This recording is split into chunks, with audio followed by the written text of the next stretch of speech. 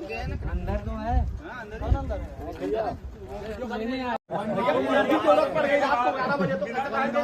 दरवाजा खुलवा ले। मेरे दरवाजे सिर्फ नहीं है।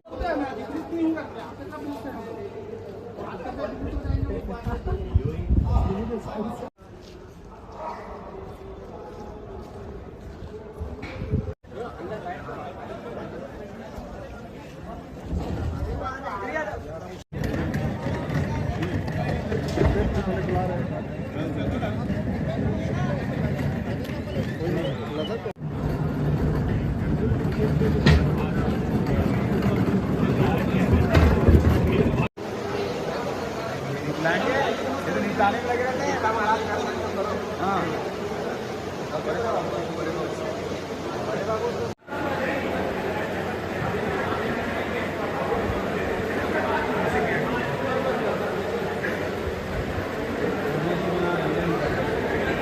तैयारी है सर?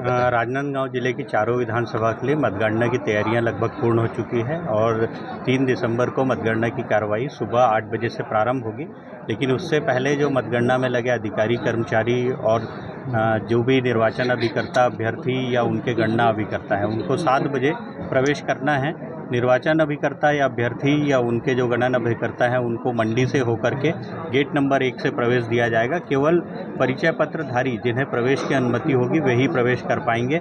उसके साथ मीडिया के जो साथी होंगे वो भी उसी गेट नंबर 1 से प्रवेश करेंगे। और इसके अलावा जो अधिकारी कर्मचारी जिनकी ड्यूटी मतगणना में लगाई गई है, लगभग ऐसे अधिकारी कर्मचारी जो मतगणना के साथ साथ अन्य कार्यों में जो पूरी मतगणना को देखेंगे और कार्य संपादन करेंगे, लगभग 1000 की संख्या में हैं।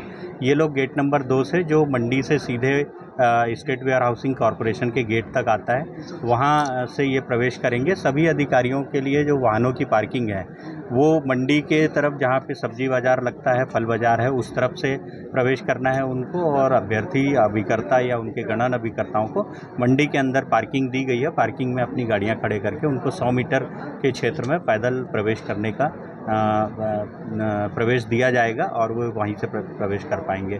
जैसा कि मतगणना के लिए प्रत्येक विधानसभा क्षेत्र में 14 टेबल लगाई गई हैं और 14 टेबल के साथ ही पोस्टल बैलेट की गिनती के लिए 2 अलग से टेबल लगाई गई है। इस तरह से 16 टेबल पे गणना होगी और प्रत्येक विधानसभा में प्रत्येक टेबल में एक गणना पर्यवेक्षक, एक गणना सहायक और एक पूरी सूक्ष्मता से जांच करने के लिए गणना को देखने के लिए ऑब्जर्वर की तरफ से एक माइक्रो ऑब्जर्वर की नियुक्ति रहेगी। इस तरह से प्रत्येक टेबल में 3 अधिकारी रहेंगे जो गणना करेंगे। सबसे पहले 8 बजे पोस्टल बैलेट की गिनती शुरू होगी और जैसे ही 8:30 बजेगा पोस्टल बैलेट की गिनती लगातार चलती रहेगी, लेकिन मशीनें स्ट्रांग रूम से निकल करके प्रत्येक टेबल पे आएगी और प्रत्येक टेबल पे मतदान केंद्रवार मशीनें आएंगी। जैसे कि पहले टेबल क्रमांक पे 1 से 7 टेबल है और दूसरे रो में 8 से 14 टेबल है।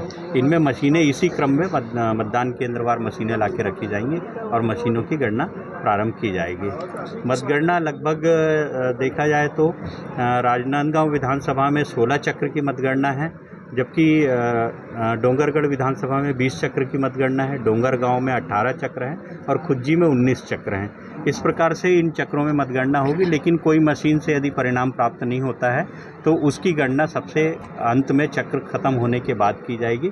इसके अलावा चक्र खत्म होने के बाद जब मशीनों से गणना हो जाएगी तो रैंडमली 5 मतदान केंद्रों की जो वीवीपैट पर्चियां हैं उसको निकाल करके गिनी जाएंगी, जिनको रैंडमली सेलेक्ट किया जाएगा पर्चियों से।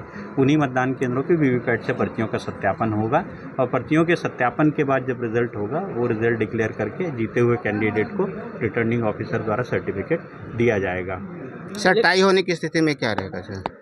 आमतौर पर टाई होने की संभावना बहुत सूक्ष्म या कम है, नगण्य है मानना चाहिए। किसी भी प्रकार से ये अंतर जो है बहुत मार्जिनल नहीं रहेगा, अंतर आएगा जिसको हम रिजल्ट डिक्लेयर कर सकें। फिर भी यदि कोई ऐसी टाई की स्थिति बनती है तो इसमें भारत निर्वाचन आयोग के निर्देशानुसार और उनसे एनओसी प्राप्त करके लॉट डाल करके फिर विनिंग कैंडिडेट का निर्णय होगा। इलेक्ट्रॉनिक गैजेट्स की बात आ रही है। इस प्रकार का पान, बीड़ी, गुटखा या धूम्रपान की वस्तुएं लाना प्रतिषिद्ध है। इसके अलावा सभी प्रकार के इलेक्ट्रॉनिक गैजेट्स, चाहे वो लैपटॉप हो, मोबाइल हो या इलेक्ट्रॉनिक जो डिवाइसेज हैं जैसे घड़ी आती है, ये सारी चीज़ें प्रतिबंधित रहेंगी। किसी भी प्रकार से प्रवेश नहीं दिया जाएगा। पेन की गिनती आ रही है। इसमें पेन, कागज़ और 17C के फॉर्मेट्स या इस तरह की चीज़ों को लाने के लिए ईसीआई ने अलाउ किया हुआ है, लेकिन फिर भी हम कैंडिडेट के जो एजेंट्स यहाँ आएंगे उनको हमारे जिला निर्वाचन की ओर से प्रत्येक गणना अभिकर्ता को एक पेन, कागज़ और तख्ती, कैलकुलेटर जो है हम प्रत्येक काउंटर पर, प्रत्येक टेबल पे कैलकुलेटर भी उनको उपलब्ध करा रहे हैं। ठीक, थैंक यू।